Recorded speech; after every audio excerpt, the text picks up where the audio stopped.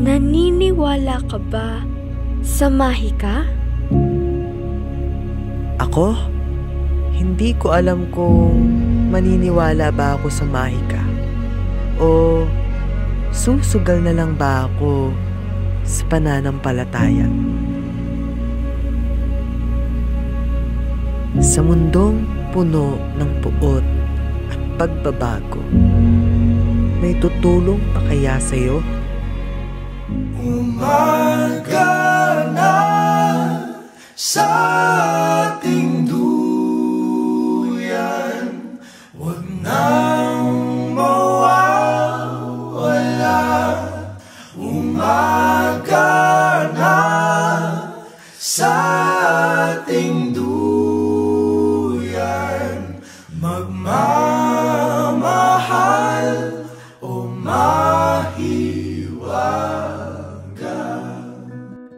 I'm Noreen Velasco Blanco. Apo ako ng may-ari ng grotto, si Mrs. Anita Guanzon and Horacio Guanzon. Originally, ang plano ng grandparents ko is parang retirement place nila to. Kaso lang, yung mga 1960, nagkasakit yung lola ko ng cancer, terminally ill, nothing the doctors can do. So, she decided with my grandfather and one of my titas, pumunta na lang sila sa Lourdes, France.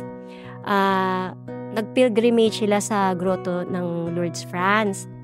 And then, miraculously, gumaling yung grandmother ko. So, pagbalik niya dito, sabi ng doctors, wala na yung cancer niya.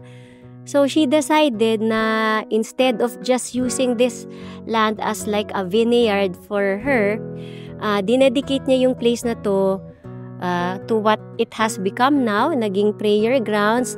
Nagkaroon tayo ng grotto doon, yung kung saan may mahal na birhen.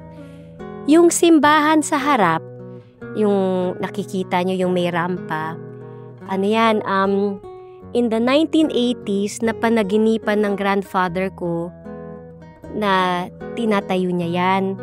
So, because of that night, yung nagising na nga siya, finally in the morning ulit, ang tingin niya, sinasabi sa kanya ng Diyos na itayo mo yung Basilica ng Lourdes, France. Ayon sa mga pag-aaral na mula sa National Center for Biotechnology Information, natuklasang pinaniniwalaan na noon pa man ang miraculous grotto ni Our Lady of Lourdes sa France dahil ito sa 1,200 na sinasabing gumaling sila sa kanilang mga sakit at karamdaman sa pagitan ng 1890 hanggang 1914 na sinasabing Golden Age ng grotto.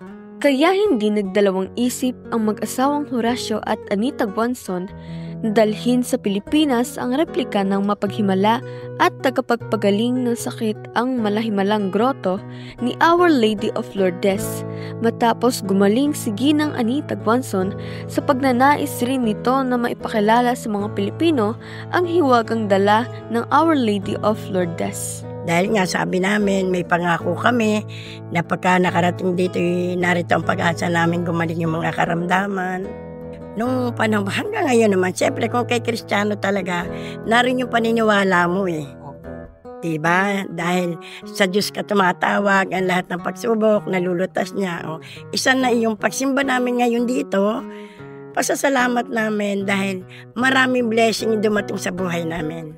Kilala ang grotto doon sa Holy Spring Water. Yes, nakaka-heal yung water. Kilala rin nga pala ang grotto sa mga crutches dahil many people have donated yung mga crutches nila or yung saklay nila kapag gumaling sila sa kapansanan nila. So, may makikita kayong sabitan dyan ng mga crutches pagka papunta ka sa grotto kung saan may kuweba, merong space doon na naka-allocate for those donations. Sa aking paglisan sa mundo ng hiwaga, bitbit ko ang aking paniniwala na may pag-asa sa bagong umaga.